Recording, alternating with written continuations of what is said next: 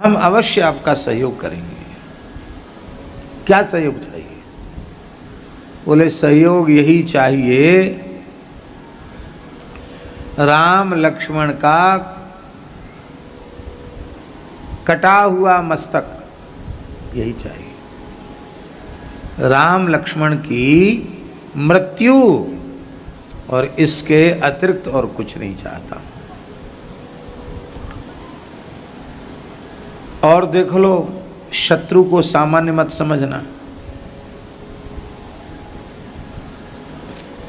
तुम्हारा भाई मेघनाथ मारा गया, अक्षय कुमार मारा गया, तुम्हारे चाचा कुंभकर्ण मारे गए, अतिकाय, अकंपन, दुर्मुख, प्रहस्त, देवांतक, नरांतक, न जाने कितने वीर मारे गए, खेल खेल में मारे गए। और मेरी देख रहे हो, मैं त्रिलोक विजयी रावण हूं, मेरी क्या दशा हुई। इसलिए बल से काम नहीं चलेगा, छल से ही काम चलेगा। ठीक है।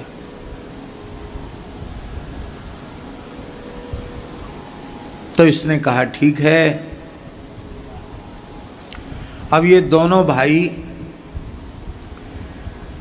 रात्रि के समय पहुंचे सुवेल पर्वत पर, जहां भगवान श्री राम की बानरी सेना के सहित भगवान विराजे थे। वहां एक मर्यादा स्थापित की गई थी कि रात्रि के काल में पूरी सेना की सुरक्षा कैसे होगी, कौन करेगा सुरक्षा। तो सुरक्षा की जिम्मेवारी श्री हनुमान जी को दी गई थी। हनुमान जी राम जी के बिल्कुल निकट नहीं रहते थे, बाहर, और उनकी पूछ वही साक्षात भगवती जगदम्बा पार्वती हैं, तो पूछ ही बड़ी होकर के और पूरी चेहर दीवारी, पूरा परकोटा पूछ ही बना देती थी। और हनुमान जी मुख, एक भी द्वार नहीं रहता था कि यहाँ से कोई घुस सकता हो, पूरा परकोटा बनकर तैयार। और श्री हनुमान जी श्री राम जय जय राम, श्री राम जय जय राम।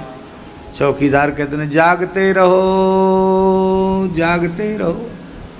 हनुमान जी ऐसे चौकीदार नहीं हैं, वो तो श्री राम जय जय राम, श्री राम जय जय राम, श्री राम जय जय राम, ये उच्चारण करते हुए। अब इस व्यूह के भीतर किसी पक्षी का भी प्रवेश करना बहुत कठिन है। कैसे रात्रि में चोरी की जाएगी। तब अहिरावण और महिरावण ने, एक ने तो सुग्रीव जी का स्वरूप बनाया और एक ने विभीषण जी का स्वरूप बनाया, और ये मर्यादा रखी गई थी कि सूर्यास्त के बाद कोई कहीं जाएगा नहीं। ऐसे नहीं कि आधी रात को कोई आए कि हम वहाँ चले गए थे, अब द्वार खोलो, क्योंकि भाई युद्ध जैसी विकट परिस्थिति है। सूर्यास्त होने के बाद न कोई जाएगा और न किसी नए व्यक्ति को आने, जो चला गया वो चला गया।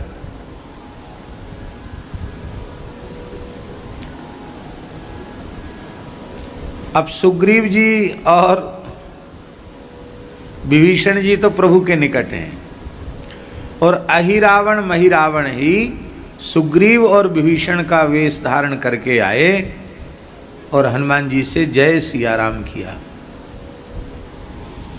हनुमान जी ने कहा, अरे सुग्रीव जी, आप वानर राज, आप लोगों ने ही मर्यादा बनाई थी, आप इतनी रात को कहाँ। विभीषण जी, आप भी मर्यादा बनाने में जो नियमावली बनाई गई थी उसमें आप भी सम्मिलित थे, आप क्या कर रहे हैं। तो बोले कुछ आवश्यक मंत्रणा बहुत कोलाहल में संभव नहीं थी, इसलिए उस मंत्रणा के लिए मैं बने सुग्रीव और ये विभीषण जी हम दोनों बैठकर समुद्र के किनारे एकांत में मंत्रणा कर रहे थे। फिर वहाँ प्रभु की चर्चा चल पड़ी, तो कुछ गुण मैंने सुनाए, कुछ इन्होंने सुनाए, बस भाव विह्वल हो गए, भूल गए समय को, पता नहीं चला, अर्धरात्रि हो गई। और अब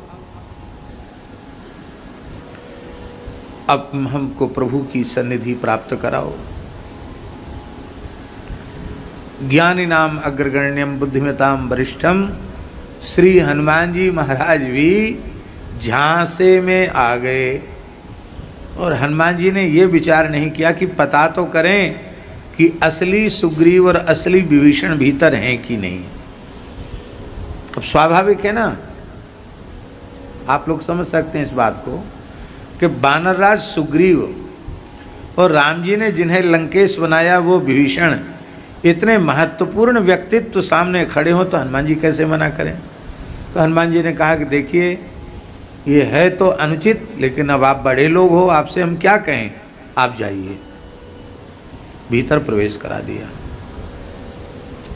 अहिरावण महिरावण निकट पहुँचे और आपने सम्मोहनी विद्या के प्रभाव से सबको एकदम सम्मोहित कर दिया, जिसमें कोई भी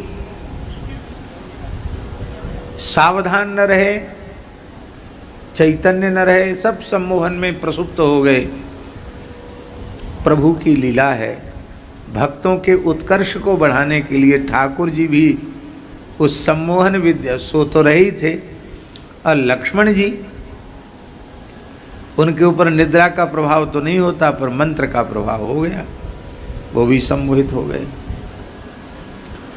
और उसी सम्मोहन की अवस्था में इसने एक ने लिया राम जी को, अहिरावण ने, और महिरावण ने लिया लखनलाल जी को।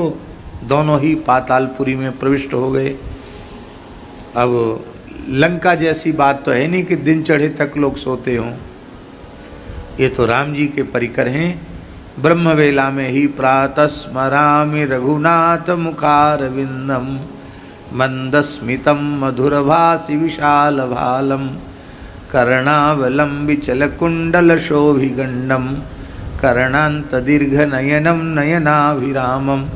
सवेरे से प्रातः स्मरण कौशल्या सुप्रजा राम, पूर्वा संध्या प्रवर्तते, उत्तिष्ठ नरसार्दूल कर्तव्यम दैवमान्निकम।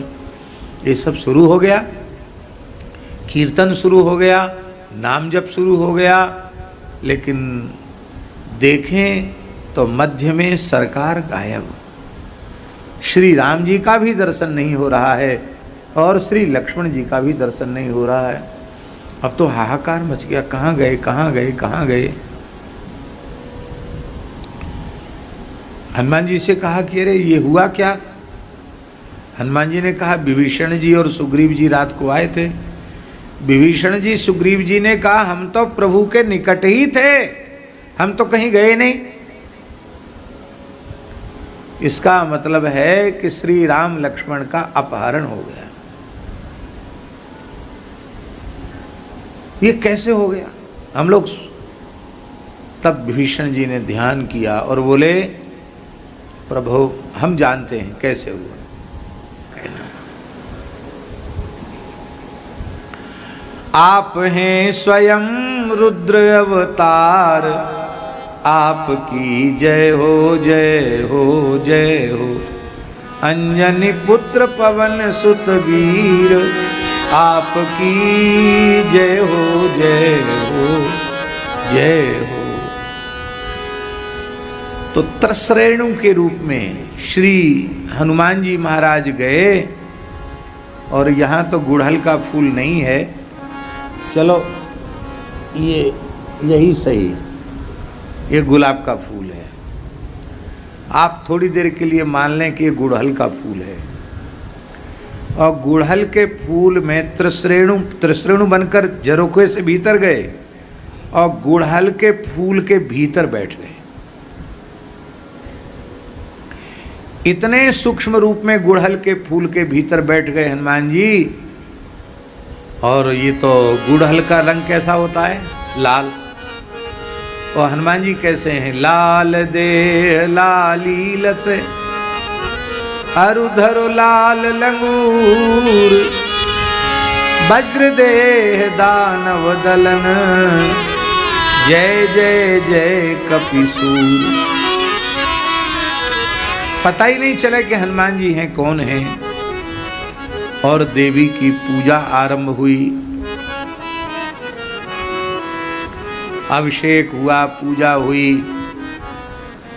उस पूजा में क्या हुआ राजकिशोर जी, वो जो गुड़हल थाली में गुड़हल का फूल रखा था जिसमें हनुमान जी थे, वो फूल जैसे ही भगवती के मस्तक पर पधराया गया, हनुमान जी ने अपने संकल्प से इतना वजन बढ़ाया, वो पाताली देवी और नीचे पाताल में चलेगी। फिर एक पैर से दबाकर उस देवी को उछर के बाहर ना जाए, भेद न खोल दे, उसको पैर से दबा करके हनुमान जी खड़े हुए। और हैं तो ये देवा, पर देवी का भेष बना करके खड़े हो गए। देवी एकदम जीभ निकाल करके और महाराज तलवार लेकर के, ढाल लेकर के। अब महिरावण तो बड़े प्रसन्न, बोले भाई हम लोग ने कितनी कठोर तपस्या की थी तब देवी ने दर्शन दिया था, आज तो देवी बहुत खुश है। वहाँ के जो राक्षस थे बोले आज तो देवी को खूब ऐसी भोग लगाते थे अब तो खूब जिमाओ देवी है। और खूब हलवा, पूड़ी, मालपुआ, तस्मई, लड्डू, कचौड़ी, ये सब बढ़िया हनुमान जी ने खूब पाया। डला के डला भर के लड़ुआ खा गए और बहुत खुश हो रहे थे। अब कहा देखो ये तो आपको भोजन दिया है, अभी बलि देना है। अयोध्या के राजकुमार राम लक्ष्मण सामने उपस्थित हैं, इनका उष्ण उष्ण रक्त पीकर हे भगवती तुम तृप्त हो जाओगी। हनुमान जी जीभ निकाल कर नाटक पूरा कर रहे थे देवी का कि हाँ, अट्टहास कर रहे थे। और उस समय अहिरावण महिरावण ने अट्टहास करते हुए कहा, हे राजकुमारों, तुमने हमारे पिता त्रिलोक विजयी रावण को बहुत परेशान किया है, अब उसका परिणाम भुगतने के लिए तैयार हो जाओ। अब तुम्हें बचाने वाला तीनों लोकों में कोई नहीं है, तुम्हारा मस्तक काटकर भगवती को अर्पित किया जाएगा। लक्ष्मण जी की श्वास प्रश्वास तेज हुई, होठ फड़कने लगे। लक्ष्मण जी तत्काल समाप्त कर सकते हैं, उनमें उनको अस्त्र शस्त्र की क्या जरूरत।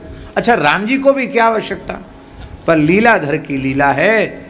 लक्ष्मण जी ऐसे हुए, राम जी ने इशारा किया, शांत हो।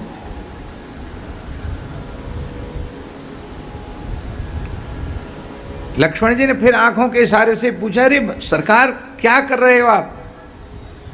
तब तक अहिरावण महिरावण बोला, अब तुम अपने इष्ट देव का ध्यान कर लो जिससे मरते समय तुम्हारी सदगति हो।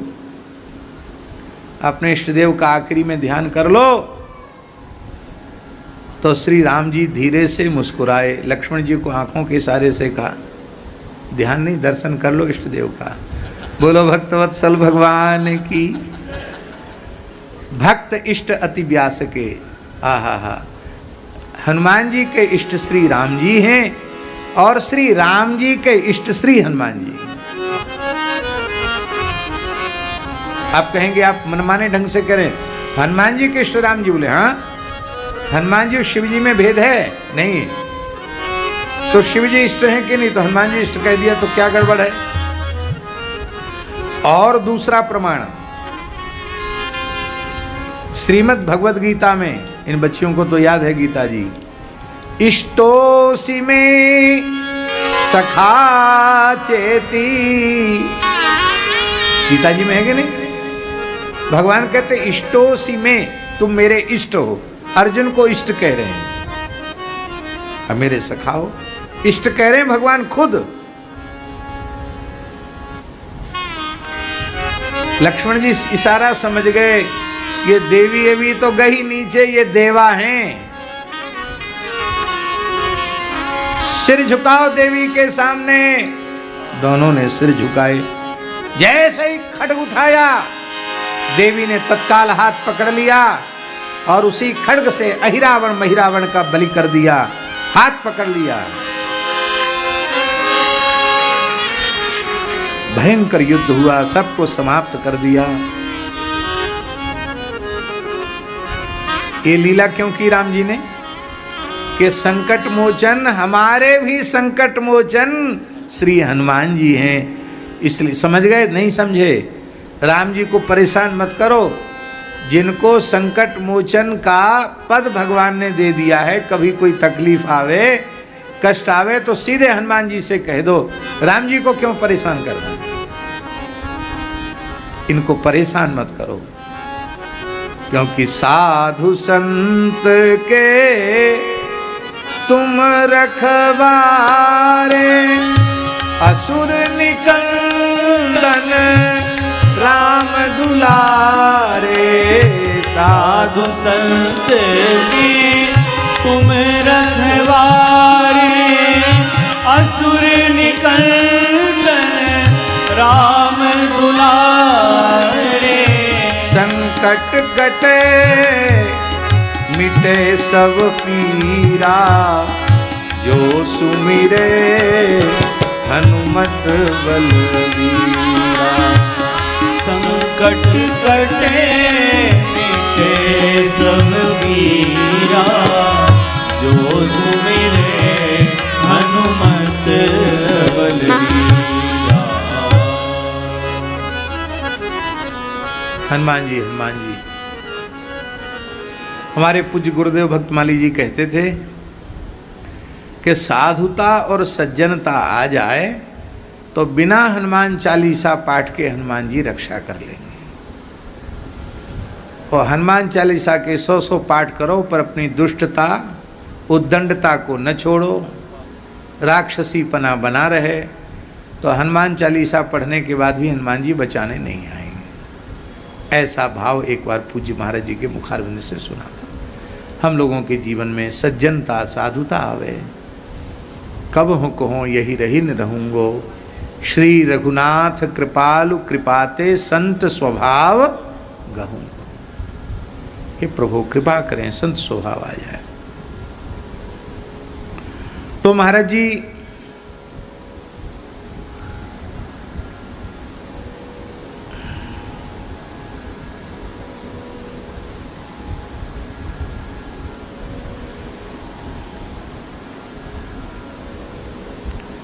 बोलो वृंदावन बिहारी लाल की जय। ऐसा भी वर्णन मिलता है कि वो अहिरावण महिरावण का मरना भी थोड़ा कठिन था, लेकिन एक गंधर्व कन्या का हरण करके ये लाया था। वो भी बड़ी सिद्धा थी और उनसे कहा कि वो जानती थी अहिरावण महिरावण कैसे मरेगा। तो उसने कहा कि ये दोनों श्री राम और लक्ष्मण मुझे रतिदान करें तो मैं उपाय बता सकती हूँ। भगवान तो भगवान इतने सुंदर हैं, उनके मन में भी वो भाव आ गया, कांत भाव प्रभु के प्रति आ गया, श्री राम जी के प्रति। तो हनुमान जी ने कहा ये संभव नहीं, प्रभु एक पत्नी व्रत हैं, व्रत भंग नहीं कर सकते। तब हनुमान जी ने राम जी से कहा कि सरकार आपका कुछ बिगड़ेगा थोड़ी, आप इतना कह दीजिए कि पहले वह पलंग तो बताओ जो हमारे भार को सह सके। उसका पलंग भी झाजी बड़ा विचित्र था। तो हनुमान जी ने भ्रमरों को कह करके भोंरे उसके जो पाए थे, उस पाए को, उसकी लकड़ी को सबको आर पार छेद करवा दिया। और राम जी बोले कि भाई तुम्हारा वर ही है और हमारा भी है कुछ, कि हम उसी आसन पर बैठ सकते जो मेरे भार को सह सके। जैसे ही राम जी बैठे चरमराए के वो टूट गई। तब वो अपने वचन से हार गई और फिर अहिरावण महिरावण का वध किया। ऐसी भी कथा है। तो लेकिन ये आनंद रामायण में, आप पूछेंगे कहाँ है ये कथा, ये आनंद रामायण में कथा है। तो बोले महाराज अब वो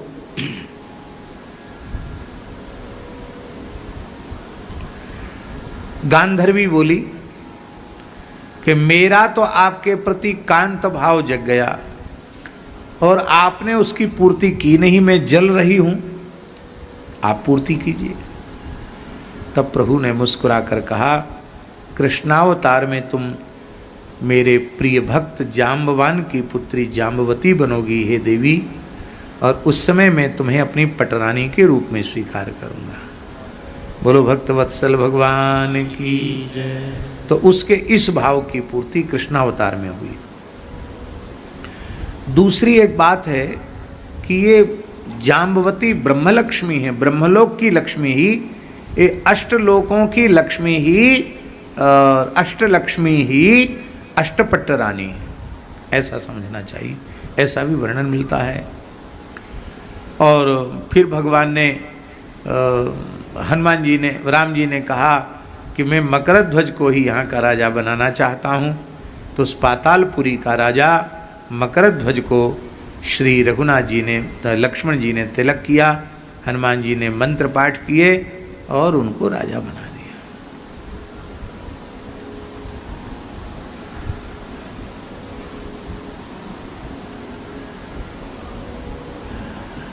एक कथा और है। 72 करोड़ राक्षस लंका में, कितने? 72 करोड़ राक्षस अभुक्त मूल नक्षत्र में उत्पन्न हुए थे। रावण तो रावण ठहरा, बोला जो अभुक्त मूल में पैदा हुए हैं सबको फेंक दो समुद्र में। ये 72 करोड़ समुद्र में फेंक दिए गए। बेचारे चिल्लाए रहे, रोए रहे। शंकर जी को दया आ गई। शंकर जी ने अपने वटवृक्ष को कहा कि तुम अपने दुग्ध से इनका पोषण कर दो। बट के दुग्ध से उनका पोषण हो गया और वो महाराज आकाश में तपोबल से, शक्तियों से प्राप्त करके नगर बसा करके उसमें रहते थे और उनका भी भगवान ने वध किया, उनको समाप्त किया और दधिबल को उस नगर का मालिक बना दिया।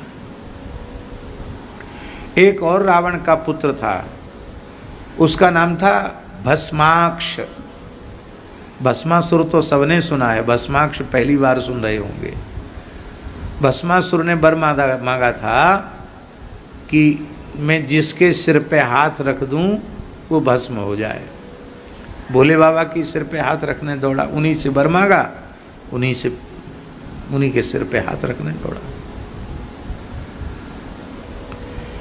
इसने और विचित्र वर मांगा था, हाथ वाथ रखने का नहीं। इसने कहा मेरी आंख जिस पर पड़ जाए वो भस्म हो जाए। तो चमड़े का पर्दा यहाँ आंखों पर पट्टा बांध के रखता था, चमड़े का था तो आंख वाला, पर सूरदास जैसे लोग उसको पकड़ के चलते थे। तो आंख खोल देगा, वहीं आग लग जाएगी। रावण ने देखा अब कोई उपाय नहीं है, तब भस्माक्ष का चिंतन किया, बेटा अब कोई नहीं। अब एक बात आ गई, फिर हम कह देते फिर भूल जाएंगे। एक बार हमारे पूज्य गुरुदेव पहाड़ी बाबा महाराज ने पूछा कि तुम पंडित हो, बताओ रावण को महापंडित क्यों कहते हैं?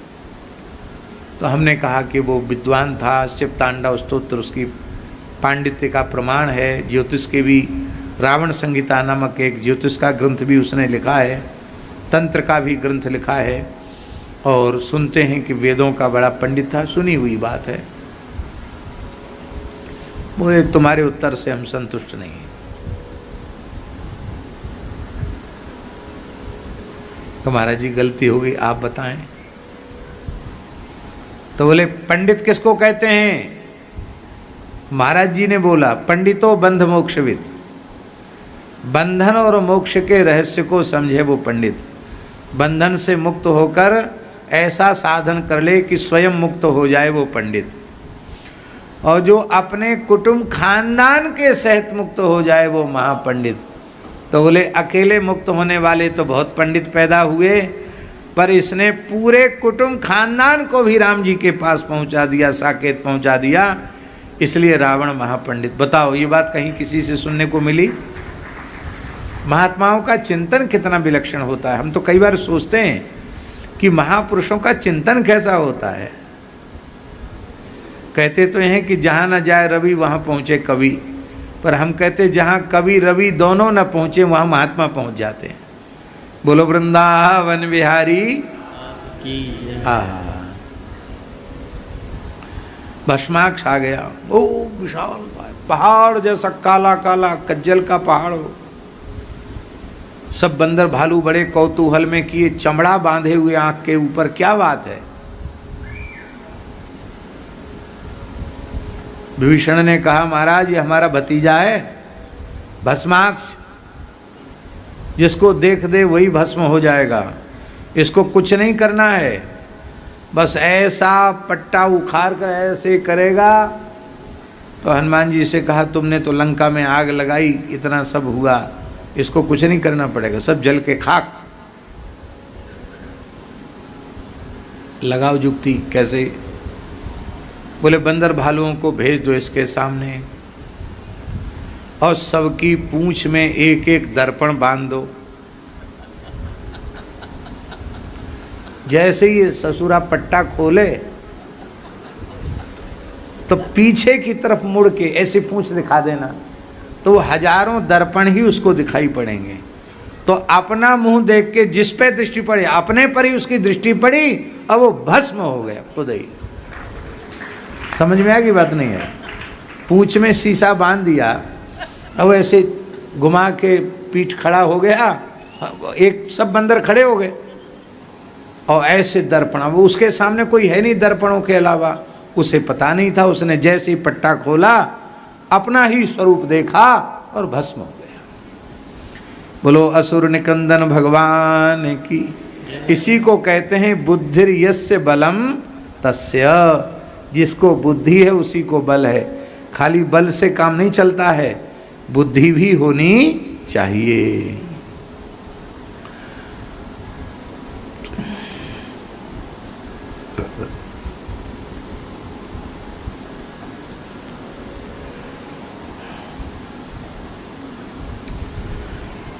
बोलो भक्तवत्सल भगवान की जय। जय जय श्री सीताराम। ऐसा भी वर्णन मिलता है कि मेघनाद की मृत्यु के बाद मंदोदरी बहुत अधिक व्यथित हुई, क्योंकि मेघनाद मेघनाद है। देखा जाए तो मेघनाद पराक्रम में रावण से भी आगे है। इस बात का वर्णन वाल्मीकि रामायण के उत्तरकांड में, जहां श्री अगस्त्य जी महाराज कह रहे हैं कि सबसे आश्चर्य की बात है कि लक्ष्मण जी ने रावणी माने रावण के पुत्र मेघनाद का वध कर दिया। ये बहुत ऊंची बात है। तब श्री राम जी ने पूछा कि आप सबको नेग्लेक्ट कर रहे हो, खाली मेघनाद को इतना महत्व क्यों दे रहे हो? तब उन्होंने मेघनाद का वर्णन किया। मेघनाद सामान्य व्यक्ति नहीं। तो मेघनाद मर गया, इस बात का कष्ट मंदोदरी को बहुत अधिक हुआ, और वह पतिव्रता सती नारी तो थी ही। आज उसे लगा कि मैं जाकर शाप दे दूं, सीता को शाप दे दूं, श्री राम लक्ष्मण को शाप दे दूं, वानरों को शाप दे दूं। क्रोध के आवेग में वह आ गई, अशोक वाटिका में आई। आहा, क्या कहें, वाल्मीकि रामायण का एक श्लोक याद आ गया। श्री जानकी जी की शक्ति के सामने कोई शक्ति चल सकती किसी की? राम जी को आने की जरूरत नहीं है।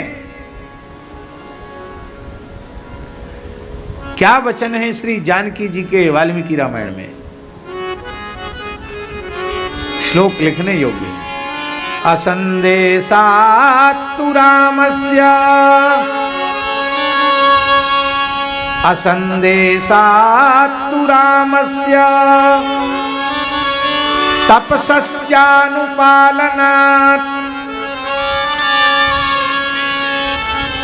असंदेशात्तु रामस्य तपसश्चानुपालनात्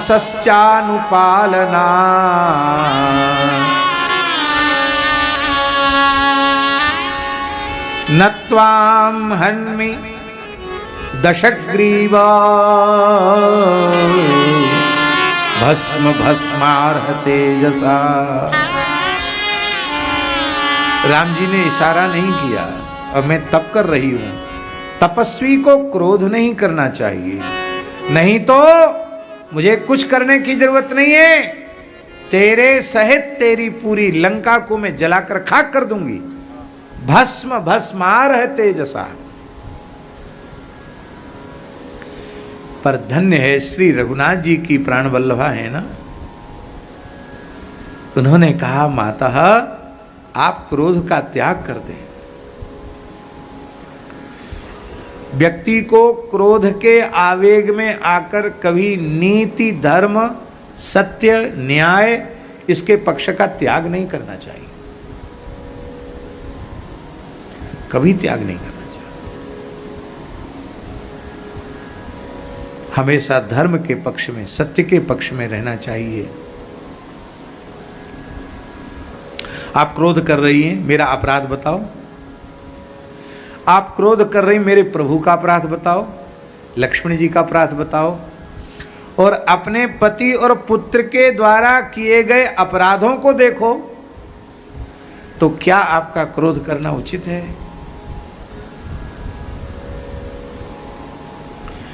इसलिए हे महासती शिरोमणे मंदोदरी, आपको यदि क्रोध करना है तो मेरे आर्यपुत्र पर क्रोध न करना, उन्हें शाप न देना, मेरे देवर लक्ष्मण जी को शाप न देना, वानर राज सुग्रीव को शाप न देना।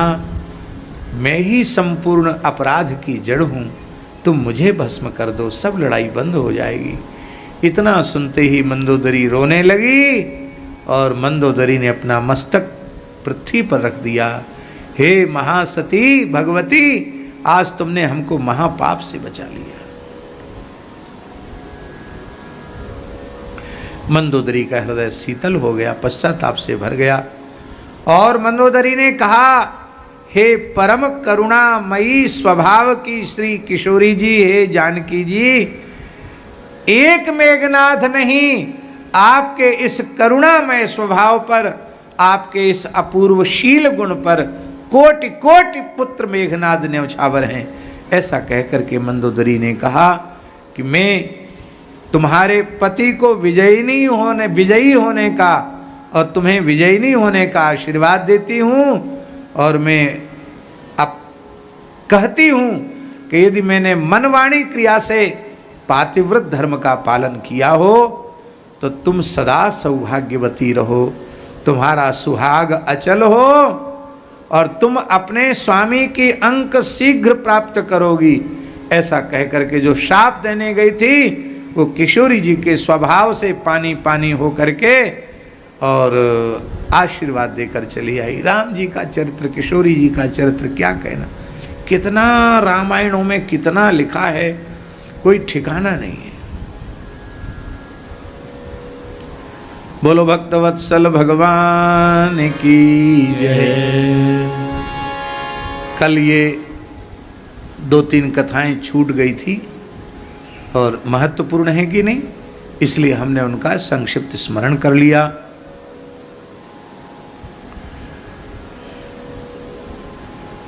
अब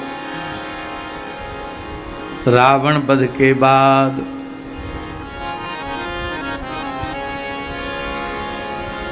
श्री रघुनाथ जी ने हनुमान जी को भेजा कि तुम अब लंका में जाओ। हाँ, रावण का संस्कार हो गया।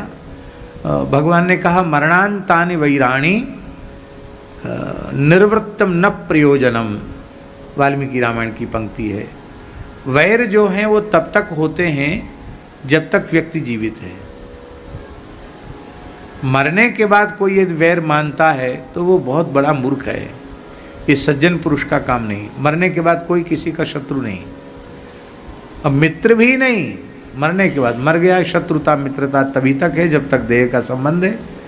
देह का संबंध खत्म हो गया, सारे संसार के नाते रिश्ते खत्म हो गए।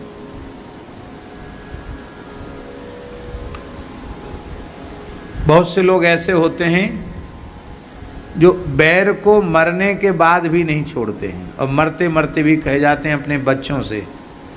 उनके भीतर भी बैर के संस्कार, शत्रुता के संस्कार बो करके जाते हैं। देखो उससे हमारी दुश्मनी है, मैं तो मर रहा हूँ, पर ये दुश्मनी कम से कम 7 पीढ़ी तक चलनी चाहिए। तुम इसको निभाना, तुम्हारा लड़का निभाएगा, नाती पोता पंती संती जंत्री फंत्री जो कुछ होते हो सब निभावेंगे। 7 पीढ़ी तक तो ये दुश्मनी चलनी चाहिए। मेरी विनम्र प्रार्थना है आप स्वकर्तव्य का पालन करो, पर किसी प्राणी के प्रति वैर मत रखो, शत्रुता का भाव मत रखो। व्यक्ति से शत्रुता नहीं, उसके जो ऊटपटांग काम हैं उन कामों से आप प्रेरणा लो और उससे विरोध रखो।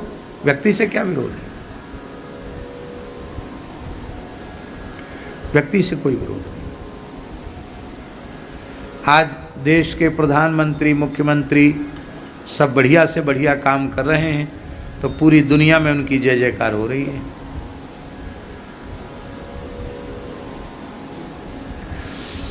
और जो लोग हल्ला गुल्ला तो बहुत मचाते हैं, लेकिन उनको विरोध का परिणाम गाली ही खानी पड़ती है, नीचा देखना पड़ता है, कुछ बोल भी नहीं पाते हैं, विषय को रख ही नहीं पाते हैं। कथनचित वे लोग भी उतना ही बढ़िया काम करने लग जाएं तो क्या उनकी प्रशंसा नहीं होगी क्या? इसलिए न कोई बुरा है और न कोई अच्छा है। अच्छा काम करने वाला अच्छा है, बुरा काम करने वाला बुरा है। तो व्यक्ति में अच्छा बुरा क्या है? कुछ नहीं। अच्छे कार्यों की ही प्रेरणा लेनी चाहिए। राम जी की उदारता देखो। राम जी कहते हैं विभीषण, अब रावण केवल तुम्हारा भाई नहीं है, अब रावण मेरा भी भाई है। यथा भ्राता तथा मम, तो यथा भ्राता जैसे तुम्हारा भैया है, तो रावण विभीषण का छोटा भैया कि बड़ा भैया? बड़ा है।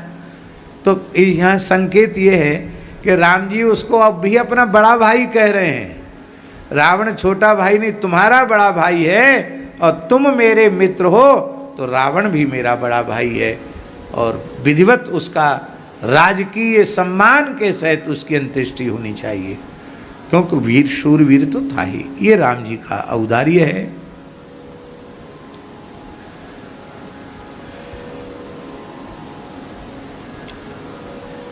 तो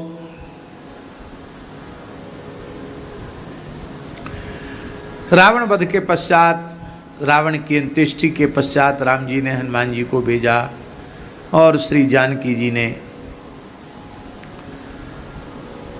हनुमान जी को देख करके बहुत प्रसन्नता प्राप्त की।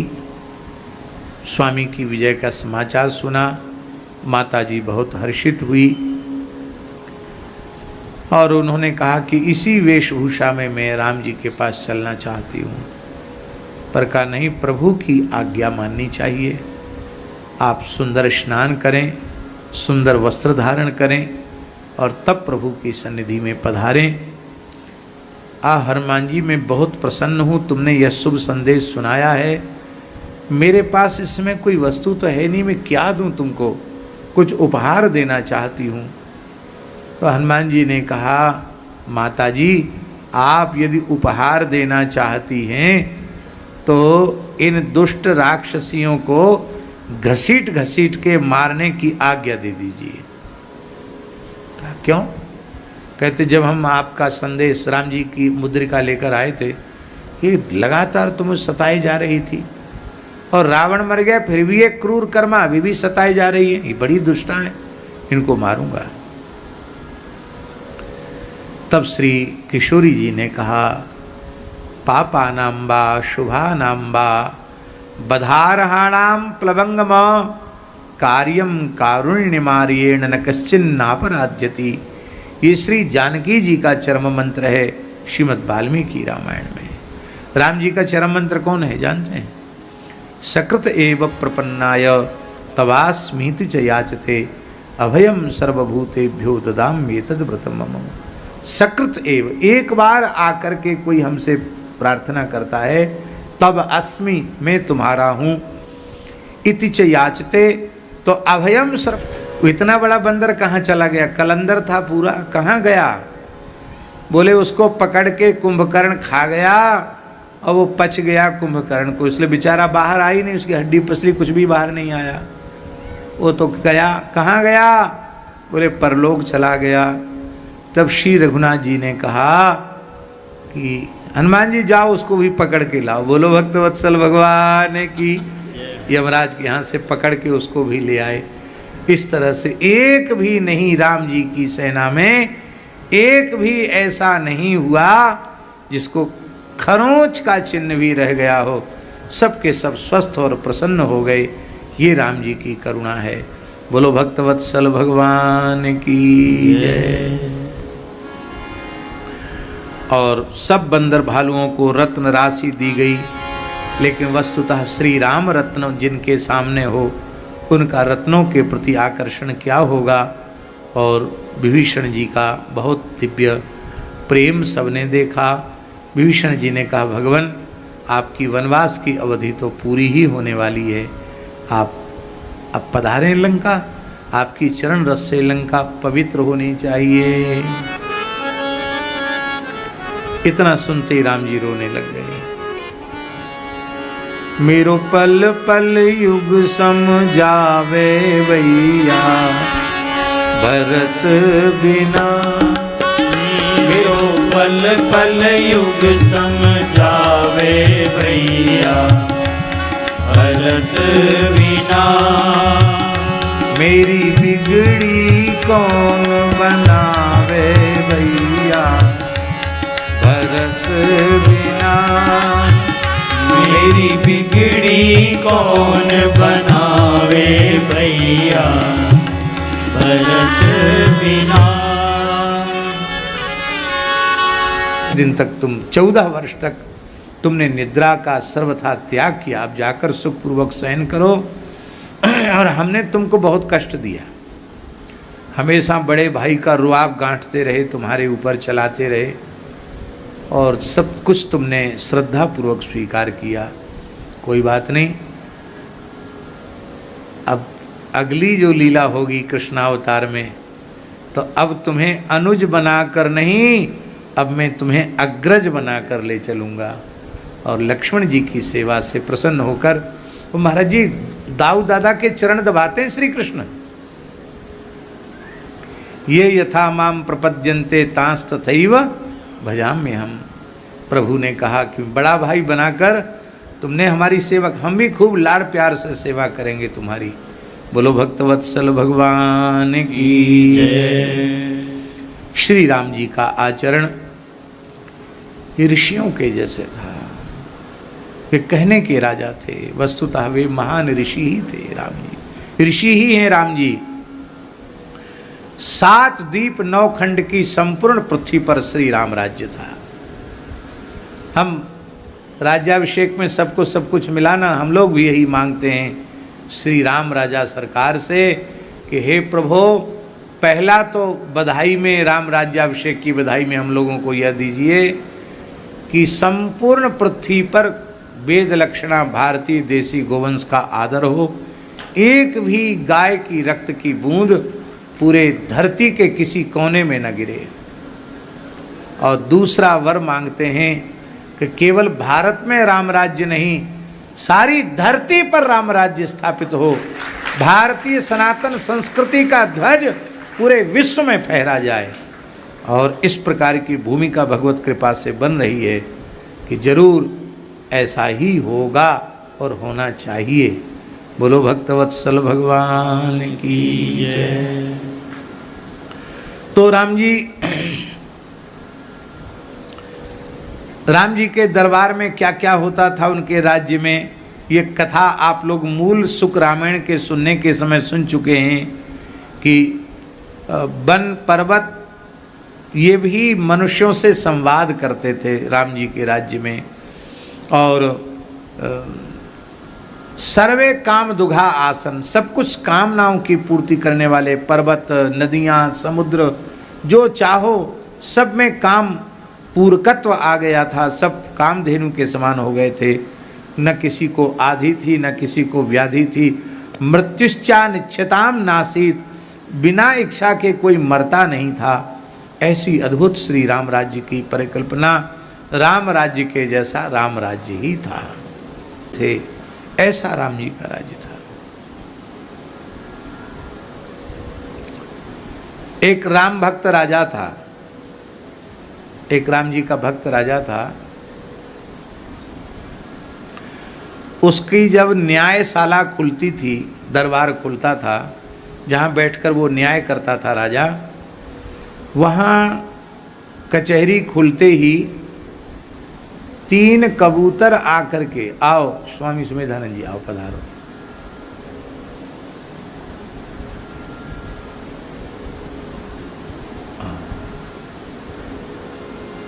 वहाँ विराज जाओ, कुर्सी पर विराज जाओ। हाँ, सामने कुर्सी है, उस पर बैठना।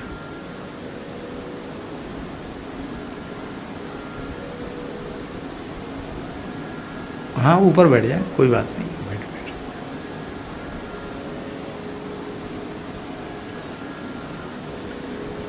तो राम जी, और जब राजा का दरबार खुलता था तो वे 3 कबूतर सवेरे से लेके शाम, जब तक राजा का दरबार खुलता तब तक वो बैठे रहते थे। इनमें 2 कबूतर थे और 1 कबूतरी थी, माने 2 नर थे और 1 मादा थी। राजा की दृष्टि पड़ती, उसने कहा कि बहुत लंबा समय व्यतीत हो गया है, ये 2 कबूतर और 1 कबूतरी यहाँ आते हैं, क्या ये भी न्याय चाहते हैं क्या?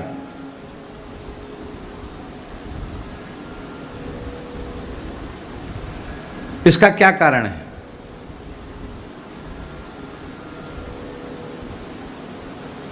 मंत्री बहुत उच्च कोटि का भक्त था,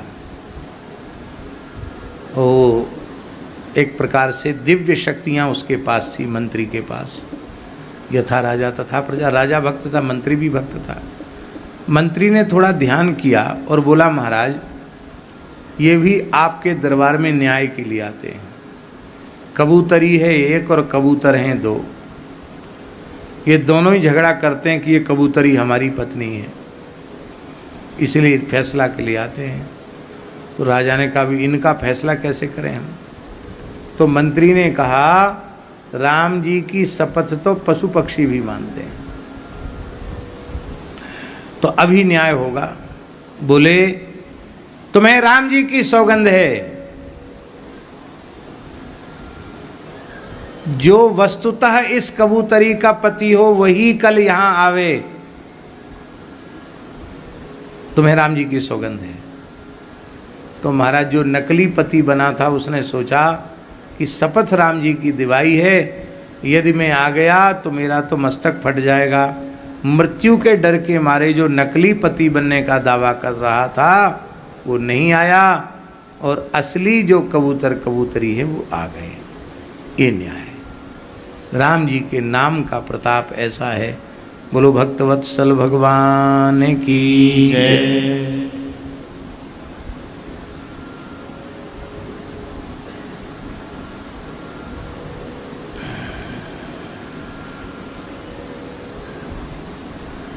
भगवान श्री राम के राज्य के जैसा भी श्री राम जी का ही राज्य है। राम राज्य तो राम राज्य के जैसा ही है। इस संबंध में भी बहुत सी कथाएं हैं जिनका कोई पारावार नहीं है, बहुत कथाएं हैं।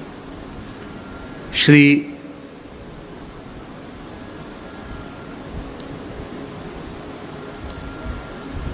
निमि वंश के जो श्री लक्ष्मी निधि जी हैं, दिष्ट वंश के जो सुमति जी हैं, और उनके पुत्र जन्मेजय पुरुवंश के जो हैं, सुमित्रा के पिता बृहत क्षत्र सुमित्र, और यदुवंश के दशरथ, यदुवंश में भी दशरथ नाम के एक राजा हुए, और अनुवंश के, ये सब के सब राम जी के राज्याभिषेक में आए थे।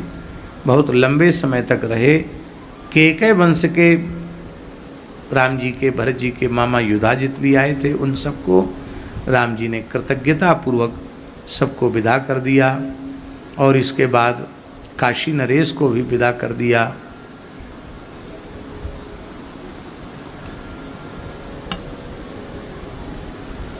भगवान श्री राम अपने श्याल माने श्री लक्ष्मी निधि जी, श्री लक्ष्मी निधि जी के प्रस्ताव को स्वीकार करके, जनक जी के आग्रह को स्वीकार करके कि प्रभो जैसे 14 वर्ष तक अयोध्यावासी आपके विरह में व्यथित थे, इसी प्रकार से मिथिलावासी भी आपके विरह में अत्यंत व्यथित हैं।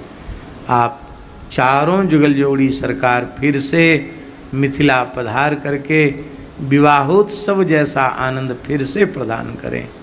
और सरकार वहाँ पधारे हैं।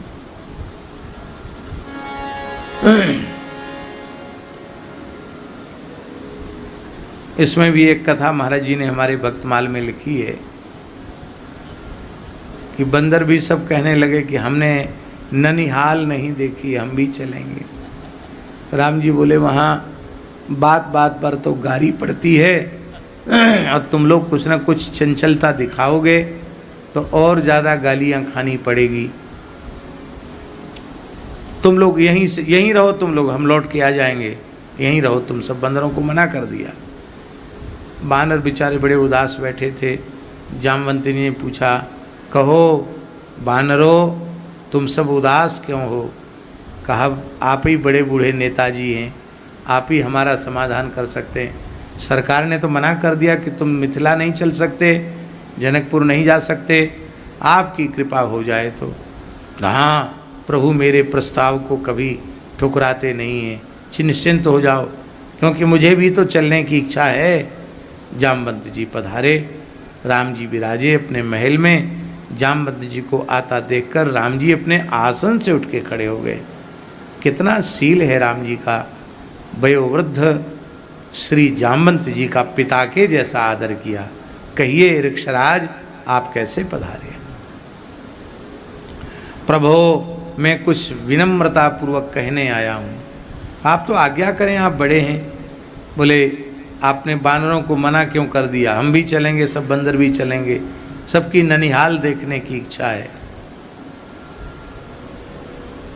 सरकार ने कहा नहीं, कोई संकोच मनाई की बात नहीं है, बस हमने तो ये बात बताई कि आप सब बानर हो और वहाँ कुछ ना कुछ चंचलता दिखाओगे तो और ज़्यादा गालियाँ पड़ेगी। तो जामवंती जी ने कहा, इसकी जिम्मेवारी हमारी, हम पहले से पूर्वाभ्यास कराएंगे, रिहर्सल कराएंगे कि कैसे वहाँ रहना है सबको। तो थोड़ी देर बैठक लेते थे जामवंती जी, सबको सिखाते थे, ऐसे एक लाइन में चलना है, आराम से बैठना है, धक्का मुक्की नहीं करनी है, उछल कूद नहीं करनी है, खींचतान नहीं करनी, ये तो सब करते बंदर।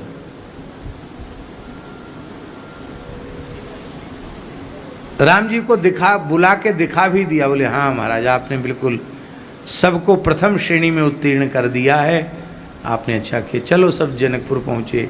अनेक प्रकार के व्यंजन, नाम को जाना, कौन उनके नामों को जान सकता है। हमको एक बात स्मरण में आती है, मिथिला आज भी मिथिला ही है।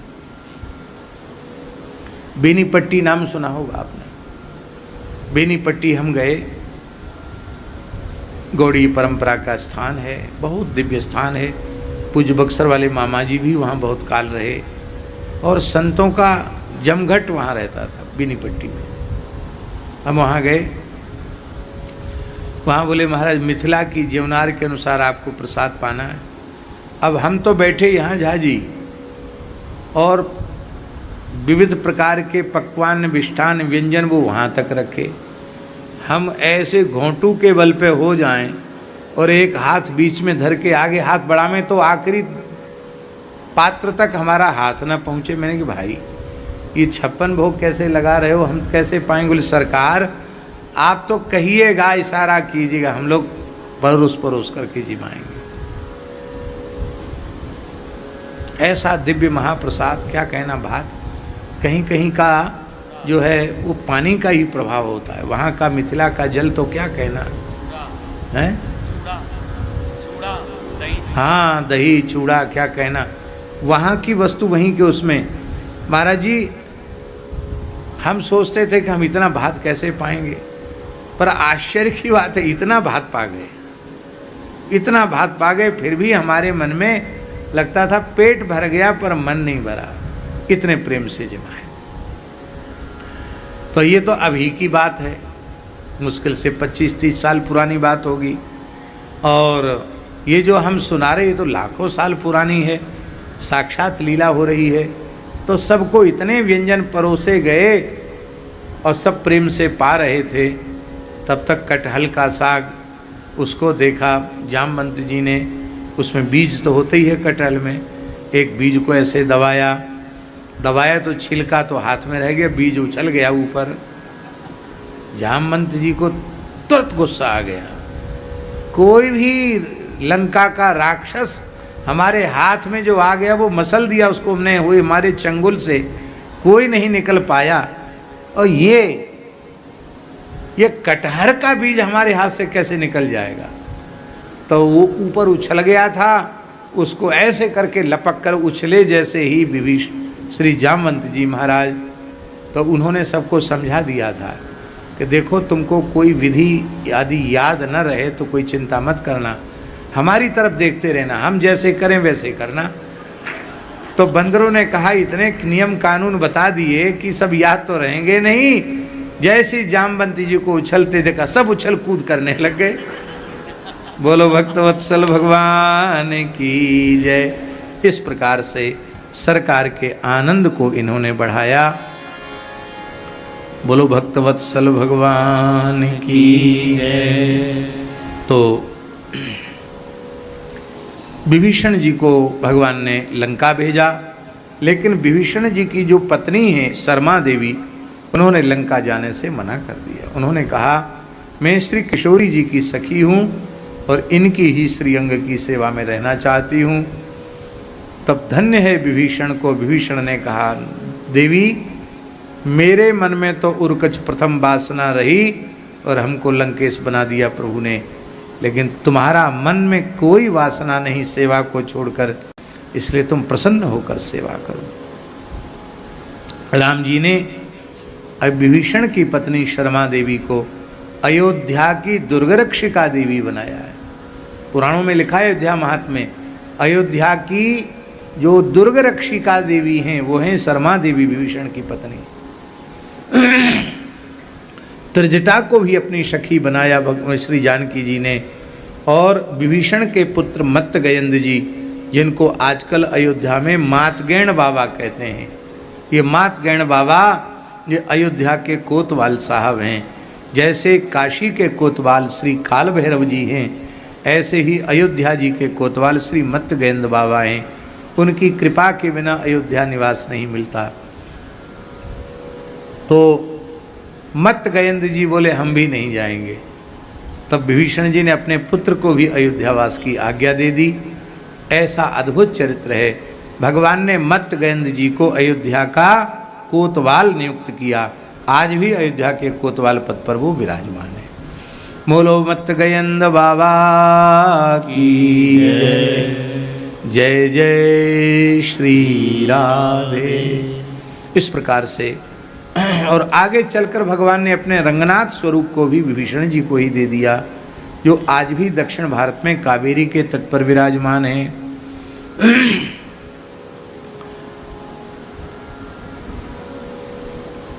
भगवान की किशोरी जी की वह जो लीला है, वो उस लीला को तो सुनाने की अब पुनः आवश्यकता है नहीं, जो वो उसकी चर्चा हम पहले कर चुके हैं। श्री वाल्मीकि महर्षि के आश्रम में निवास की लीला, उसको हम प्रणाम करते हैं।